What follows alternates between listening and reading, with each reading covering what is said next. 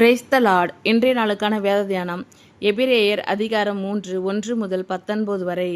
இப்படி இருக்க பரம அழைப்புக்கு பங்கு உள்ளவர்களாகிய பரிசுத்த சகோதரரே, நாம் அறிக்கை பண்ணுகிற அப்போஸ்தலரும் பிரதான ஆசாரியருமாய் இருக்கிற கிறிஸ்து இயேசுவை கவனித்து பாருங்கள்.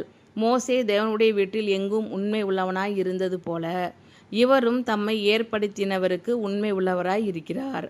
வீட்டை உண்டு பண்ணினவன் வீட்டை பார்க்கிலும் அதிக கனத்திற்கு உரியவனாய் இருக்கிறான்.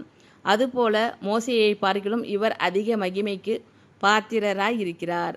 ஏனெனில் எந்த வீடும் ஒருவனால் உண்டாக்கப்படும். எல்லாவற்றையும் உண்டு பண்ணினவர் தேவன். சொல்லப்பட போகிற காரியங்களுக்கு சாட்சியாக மோசே பணிவிடக்காரனாய் அவருடைய வீட்டில் எங்கும் உண்மை உள்ளவனாய் இருந்தான். கிறிஸ்துவோ அவருடைய வீட்டிற்கு மேற்பட்டவரான குமாரனாக உண்மை உள்ளவராய் இருக்கிறார். நம்பிக்கையினாலே உண்டாகும் தைரியத்தையும் மேன்மை பாராட்டலையும் முடிவு பரியந்தம் உறுதியாய் பற்றி கொண்டிருப்போமாகில் நாமே அவருடைய வீடாய் இருப்போம். ஆகையால் பரிசுத்த ஆவியானவர் சொல்லுகிறபடியே இன்று அவருடைய சத்தத்தை கேட்பீர்கள் ஆகில், வனாந்தரத்திலே கோபமூட்டின போதும் சோதனை நாளிலும் நடந்தது போல உங்கள் இருதயங்களை கடினப்படுத்தாதிருங்கள்.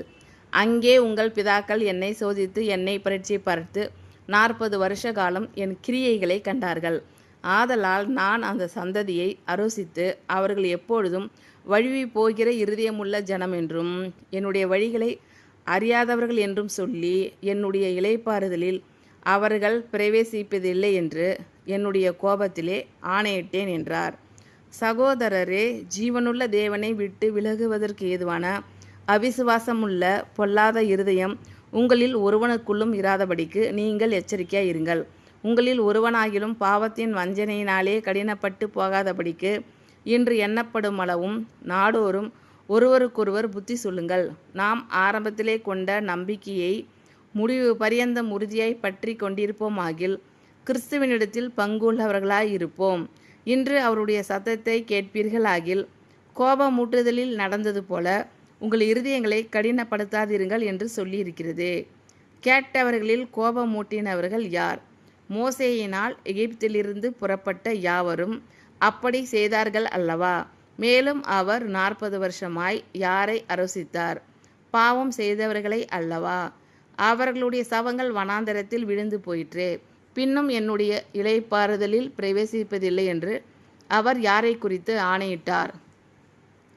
கீழ்ப்படியாதவர்களை குறித்தல்லவா? ஆதலால் அவிசுவாசத்தினாலே அவர்கள் அதில் பிரவேசிக்க கூடாமற் போனார்கள் என்று பார்க்கிறோம். இப்படி இருக்க பரம அழைப்புக்கு பங்கு உள்ளவர்களாகிய பரிசுத்த சகோதரரே, நாம் அறிக்கை பண்ணுகிற அப்போஸ்தலரும் பிரதான ஆசாரியருமாய் இருக்கிற கிறிஸ்து இயேசுவை கவனித்து பாருங்கள். மோசே தேவனுடைய வீட்டில் எங்கும் உண்மை உள்ளவனாய் இருந்தது போல இவரும் தம்மை ஏற்படுத்தினவருக்கு உண்மை உள்ளவராய் இருக்கிறார். வீட்டை உண்டு பண்ணினவன் வீட்டை பார்க்கிலும் அதிக கனத்திற்குரியவனாய் இருக்கிறான். அதுபோல மோசேயை பார்க்கிலும் இவர் அதிக மகிமைக்கு பாத்திரராய் இருக்கிறார். ஏனெனில் எந்த வீடும் ஒருவனால் உண்டாக்கப்படும். எல்லாவற்றையும் உண்டு பண்ணினவர் தேவன். சொல்லப்பட போகிற காரியங்களுக்கு சாட்சியாக மோசே பணிவிடக்காரனாய் அவருடைய வீட்டில் எங்கும் உண்மை உள்ளவனாய் இருந்தான். கிறிஸ்துவோ அவருடைய வீட்டிற்கு மேற்பட்டவரான குமாரனாக உண்மை உள்ளவராய் இருக்கிறார். நம்பிக்கையினாலே உண்டாகும் தைரியத்தையும் மேன்மை பாராட்டலையும் முடிவு பரியந்தம் உறுதியாய் பற்றி கொண்டிருப்போமாகில் நாமே அவருடைய வீடாய் இருப்போம். ஆகையால் பரிசுத்த ஆவியானவர் சொல்லுகிறபடியே இன்று அவருடைய சத்தத்தை கேட்பீர்கள் ஆகில், வனாந்தரத்திலே கோபமூட்டின போதும் சோதனை நாளிலும் நடந்தது போல உங்கள் இருதயங்களை கடினப்படுத்தாதிருங்கள். அங்கே உங்கள் பிதாக்கள் என்னை சோதித்து என்னை பரீட்சை பார்த்து 40 வருஷ காலம் என் கிரியைகளை கண்டார்கள். ஆதலால் நான் அந்த சந்ததியை அரோசித்து அவர்கள் எப்பொழுதும் வழுவி போகிற இருதயமுள்ள ஜனம் என்றும் என்னுடைய வழிகளை அறியாதவர்கள் என்றும் சொல்லி என்னுடைய இளைப்பாறுதலில் அவர்கள் பிரவேசிப்பதில்லை என்று என்னுடைய கோபத்திலே ஆணையிட்டேன் என்றார். சகோதரரே, ஜீவனுள்ள தேவனை விட்டு விலகுவதற்கு ஏதுவான அவிசுவாசமுள்ள பொல்லாத இருதயம் உங்களில் ஒருவனுக்குள்ளும் இராதபடிக்கு நீங்கள் எச்சரிக்கையாய் இருங்கள். உங்களில் ஒருவனாகிலும் பாவத்தின் வஞ்சனையினாலே கடினப்பட்டு போகாதபடிக்கு இன்று எண்ணப்படும் அளவும் நாடோறும் ஒருவருக்கொருவர் புத்தி சொல்லுங்கள். நாம் ஆரம்பத்திலே கொண்ட நம்பிக்கையை முடிவு பரியந்தம் உறுதியாய் பற்றி கொண்டிருப்போமாகில் கிறிஸ்துவனிடத்தில் பங்குள்ளவர்களாய் இருப்போம். இன்று அவருடைய சத்தத்தை கேட்பீர்கள் ஆகில், கோபமூட்டதில் நடந்தது போல உங்கள் இருதயங்களை கடினப்படுத்தாதீர்கள் என்று சொல்லியிருக்கிறது. கேட்டவர்களில் கோபமூட்டினவர்கள் யார்? மோசேயினால் எகிப்திலிருந்து புறப்பட்ட யாவரும் அப்படி செய்தார்கள் அல்லவா? மேலும் அவர் 40 வருஷமாய் யாரை அரசித்தார்? பாவம் செய்தவர்களே அல்லவா? அவர்களுடைய சவங்கள் வனாந்தரத்தில் விழுந்து போயிற்று.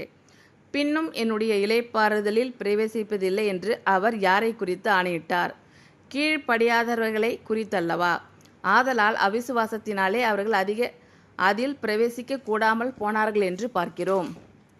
இப்படி இருக்க பரம அழைப்புக்கு பங்கு உள்ளவர்களாகிய பரிசுத்த சகோதரரே, நாம் அறிக்கை பண்ணுகிற அப்போஸ்தலரும் பிரதான ஆசாரியருமாய் இருக்கிற கிறிஸ்து இயேசுவை கவனித்து பாருங்கள். மோசே தேவனுடைய வீட்டில் எங்கும் உண்மை உள்ளவனாய் இருந்தது போல இவரும் தம்மை ஏற்படுத்தினவருக்கு உண்மை உள்ளவராய் இருக்கிறார். வீட்டை உண்டு பண்ணினவன் வீட்டை பார்க்கிலும் அதிக கனத்திற்கு உரியவனாய் இருக்கிறான். அதுபோல மோசேயை பார்க்கிலும் இவர் அதிக மகிமைக்கு பாத்திரராய் இருக்கிறார். ஏனெனில் எந்த வீடும் ஒருவனால் உண்டாக்கப்படும். எல்லாவற்றையும் உண்டு பண்ணினவர் தேவன். சொல்லப்பட போகிற காரியங்களுக்கு சாட்சியாக மோசே பணிவிடைக்காரனாய் அவருடைய வீட்டில் எங்கும் உண்மை உள்ளவனாய் இருந்தான். கிறிஸ்துவோ அவருடைய வீட்டிற்கு மேற்பட்டவரான குமாரனாக உண்மை உள்ளவராய் இருக்கிறார். நம்பிக்கையினாலே உண்டாகும் தைரியத்தையும் மேன்மை பாராட்டலையும் முடிவு பரியந்தம் உறுதியாய் பற்றி கொண்டிருப்போமாகில் நாமே அவருடைய வீடாய் இருப்போம். ஆகையால் பரிசுத்த ஆவியானவர் சொல்லுகிறபடியே இன்று அவருடைய சத்தத்தை கேட்பீர்கள் ஆகில் வனாந்தரத்திலே கோபமூட்டின போதும் சோதனை நாளிலும் நடந்தது போல உங்கள் இருதயங்களை கடினப்படுத்தாதீர்கள். அங்கே உங்கள் பிதாக்கள் என்னை சோதித்து என்னை பரீட்சை பார்த்து 40 வருஷ காலம் என் கிரியைகளை கண்டார்கள். ஆதலால் நான் அந்த சந்ததியை அரோசித்து அவர்கள் எப்பொழுதும் வழிவி போகிற இருதயமுள்ள ஜனம் என்றும் என்னுடைய வழிகளை அறியாதவர்கள் என்றும் சொல்லி என்னுடைய இளைப்பாறுதலில் அவர்கள் பிரவேசிப்பதில்லை என்று என்னுடைய கோபத்திலே ஆணையிட்டேன் என்றார். சகோதரரே, ஜீவனுள்ள தேவனை விட்டு விலகுவதற்கு ஏதுவான அவிசுவாசமுள்ள பொல்லாத இருதயம் உங்களில் ஒருவனுக்குள்ளும் இராதபடிக்கு நீங்கள் எச்சரிக்கையாக இருங்கள். உங்களில் ஒருவனாகிலும் பாவத்தின் வஞ்சனையினாலே கடினப்பட்டு போகாதபடிக்கு இன்று எண்ணப்படும் அளவும் நாடோறும் ஒருவருக்கொருவர் புத்தி சொல்லுங்கள். நாம் ஆரம்பத்திலே கொண்ட நம்பிக்கையை முடிவு பரியந்தம் உறுதியாய் பற்றி கொண்டிருப்போமாகில் கிறிஸ்துவனிடத்தில் பங்குள்ளவர்களாய் இருப்போம். இன்று அவருடைய சத்தத்தை கேட்பீர்கள் ஆகில் கோபமூட்டுதலில் நடந்தது போல உங்கள் இருதயங்களை கடினப்படுத்தாதீர்கள் என்று சொல்லியிருக்கிறது. கேட்டவர்களில் கோபமூட்டினவர்கள் யார்? மோசேயினால் எகிப்திலிருந்து புறப்பட்ட யாவரும் அப்படி செய்தார்கள் அல்லவா? மேலும் அவர் 40 வருஷமாய் யாரை அரசித்தார்? பாவம் செய்தவர்களே அல்லவா? அவர்களுடைய சவங்கள் வனாந்தரத்தில் விழுந்து போயிற்றே. பின்னும் என்னுடைய இளைப்பாறுதலில் பிரவேசிப்பதில்லை என்று அவர் யாரை குறித்து ஆணையிட்டார்? கீழ்ப்படியாதவர்களை குறித்தல்லவா? ஆதலால் அவிசுவாசத்தினாலே அவர்கள் அதில் பிரவேசிக்க கூடாமல் போனார்கள் என்று பார்க்கிறோம். ஆமீன். Thank you Lord. கர்த்தர் உங்கள் அனைவரையும் ஆசீர்வதிப்பாராக. God bless you all.